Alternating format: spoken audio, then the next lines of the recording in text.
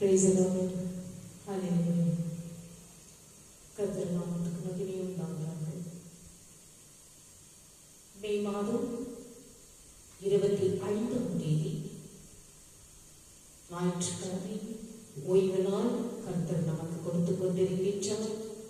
நாம் அனைவரும் இந்த ஓய்வு நாளை நாம் கடைபிடித்து வாழ்க்கையில் நாம் வாழ்ந்து கொண்டிருக்கும் ஒவ்வொரு நாளும் ஆண்டுடைய பகுதியில் நாம் சென்று நம்முடைய தேவைகள் அனைத்தும் அவர் தருகிறார் என்று நாம் உறுதியோடு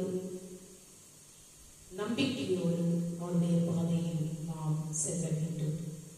அப்படியாக இன்றைய நாளில் நான் உங்களுக்கு கொடுப்பது 1 கொரிந்தியர் 15ஆம் அதிகாரம் 58ஆம் வசனம். 1 கொரிந்தியர் 15ஆம் அதிகாரம் 58ஆம் வசனம்.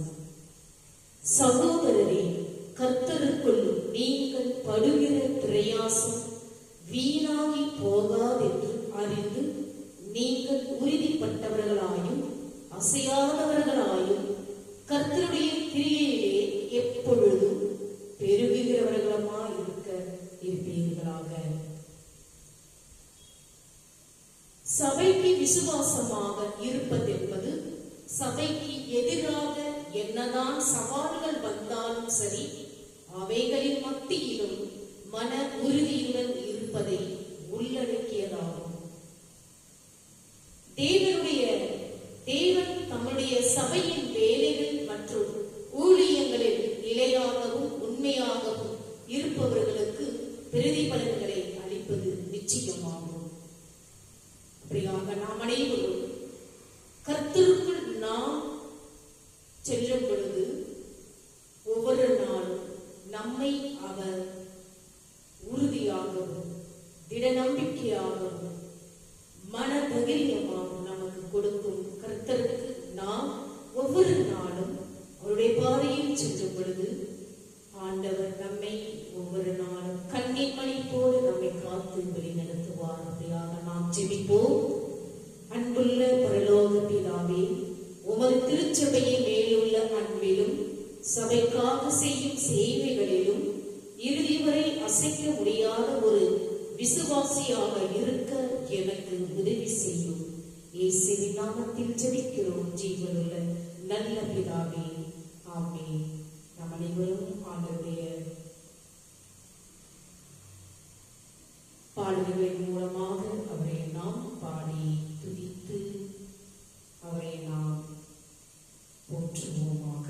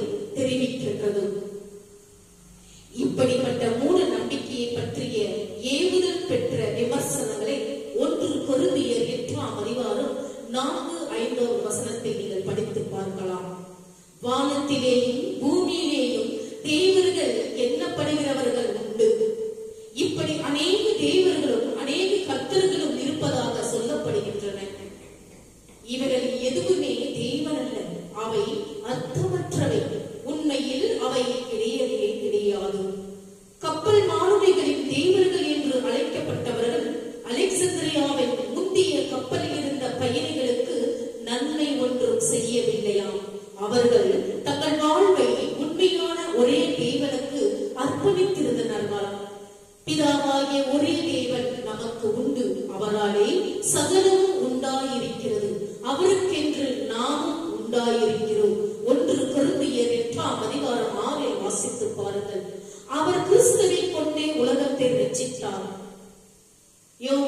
13 வாசித்து பாருங்கள். முடிவிலே கிறிஸ்துவை கொண்டு உலகத்தை நியாயம் தீர்ப்பார். யோவான் 5:22 வாசித்து பாருங்கள். பவுல் வெறும் ஒரு விசாரணை கைதி மட்டுமல்ல, தேவனால் தெரிந்து கொள்ளப்பட்ட பாத்திரமும் கூட. தனது சுவிசேஷ பணி நோக்கத்தை நிறைவேற்றுவதை நோக்கியே முன்னேறி சென்றார் பவுல். கஷ்டங்கள் மற்றும் நிச்சயமற்ற தன்மையால் நேரிட்ட மாற்றங்களில் கூட தேவனின் இறையாண்மை அவனது செயல்பாட்டின் முன்னேற்றத்தை உறுதி செய்ததாம். தேவன் தம்முடைய ஊழியரின் சூழ்நிலைகளை எவ்வாறு ஒழுங்குபடுத்தினார் என்பதையும் நாம் இங்கு காண்கிறோம். பிரயாணம் பண்ணினவர்கள் தங்கள் பயணத்தை பாதையில் நிறுத்திவிடாமல் பயணத்தை தொடர்ந்தனர். நம்முடைய ஆவிக்குரிய ஜீவியத்திலும் பல பாடுகளும் வேதனைகளும் வருவது உண்டு. இவற்றிற்கு மத்தியிலும் நாம் முன்னேறி செல்ல வேண்டும். கிறிஸ்துவை விட்டு விலகி போய்விடக் கூடாது. விசுவாசத்தில் இருந்தும் பின்வாங்கி போய்விடக் கூடாது.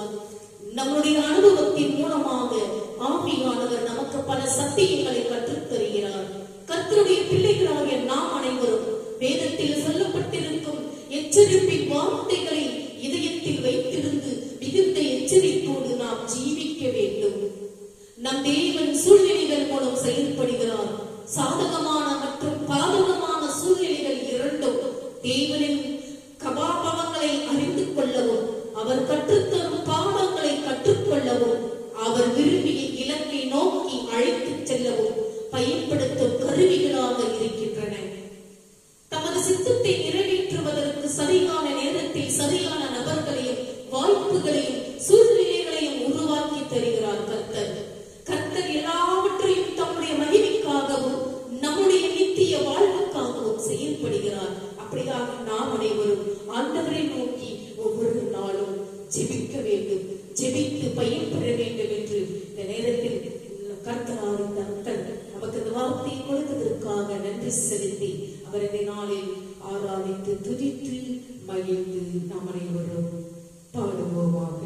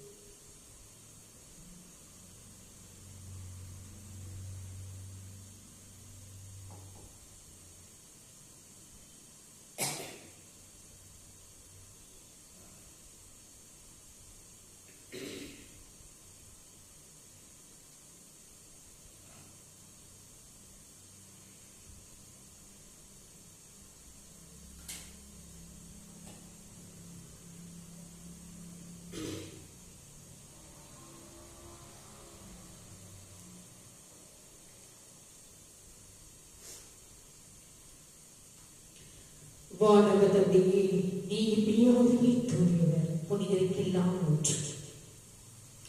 ஆகவே உடைய தூய ஆவியை பொழிந்து இக்காணிக்கைகளை புனிதப்படுத்த வேண்டும் என மன்றாடுகிறோம். இவ்வாறு எங்கள் ஆண்டவர் இயேசு கிறிஸ்துவின் உடலும் இரத்தமுமாக எங்களுக்கு இவை மாறுபடமாக. அவர் பாடுபட மனமோர்ந்து கையளித்த போது அப்பத்தை எடுத்து நன்று செலுத்தி அதை பிற்று தம் சீடர்களுக்கு அளித்து அவர் கூறியதாவது: அனைவரும் இதை வாங்கி உண்ணுங்கள், ஏனெனில் இது உங்களுக்காக கையளிக்கப்படும் என் உடல் என்றார்.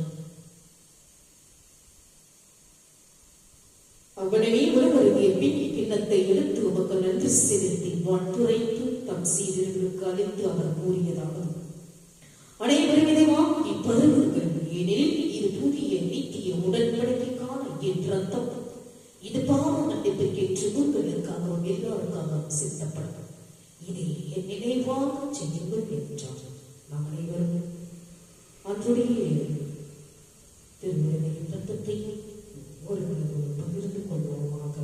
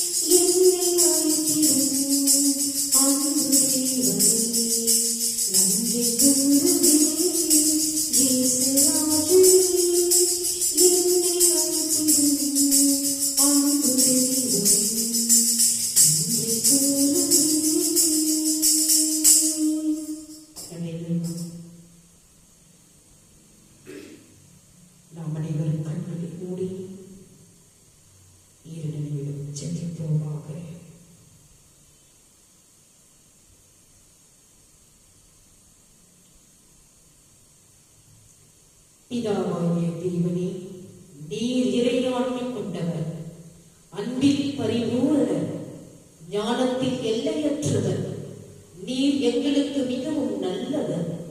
உம்முடைய அன்பினாலும் நன்மையினாலும் எங்களை வியக்க வைக்கிறீர்.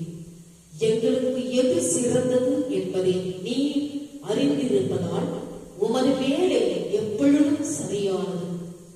எங்கள் வாழ்க்கையின் ஆரம்பம் முதல் இறுதி வரை எங்கள் முழு வாழ்க்கையையும் நீர் காண்கிறீர். துன்பங்களிலும் சோதனைகளிலும் கூட எங்கள் நன்மைக்காக யாவற்றையும் நீர் ஒழுங்கமைக்க முடியும். மக்களை உமது ஆட்சியின் கீழ் கொண்டு வரவும் உமது ராஜ்யத்தின் மற்ற கொள்கைகளை எங்கும் பரப்பவும் எங்களுக்கு உதவும். அன்புள்ள கர்த்தாவே, உன்னுடைய நற்செய்தியை பற்றி அறியாத எங்களை சுற்றியுள்ளவர்களுக்கு எங்களை சமாதானத்தின் கருவிகளாகவும் ஆசீர்வாதத்தின் வழிகளாகவும் ஆக்கும்.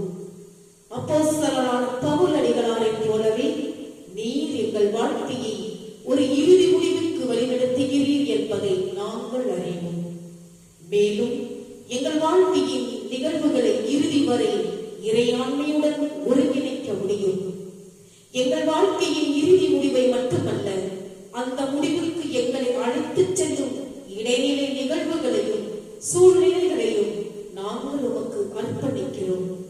நாங்கள் செல்ல வேண்டிய இடத்திற்கு நீர் எங்களை வழிநடத்துவீர் என்று நம்பி உம்மையே பெரிதும் சார்ந்திருக்கிறோம்.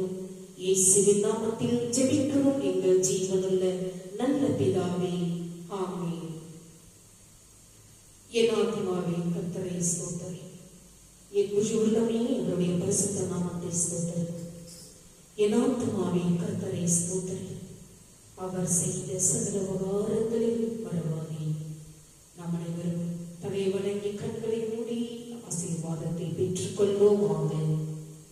நம்முடைய ஆண்டவராகிய இயேசு கிறிஸ்துவின் கிருபையும் பிதாவுடைய அன்பும் பரிசுத்த ஆவியினுடைய அன்யோன்யம் ஐக்கியமும் நம்மோடும் நம்முடைய குடும்பத்தோடும் யாரெல்லாம் இந்த யூடியூப் சேனலை பார்த்துக் கொண்டிருக்கின்றார்களோ ஆண்டவருடைய வெளிச்சமானது உங்கள் மேலும் உங்கள் குடும்பத்தின் மேலும் பிரகாசமடையத்தக்கதாகவும் ஆண்டவர் வருமட்டும் உங்கள் மேல் சந்தோஷம் சமாதானம் என்றென்றும் நிலைத்திருப்பதாக.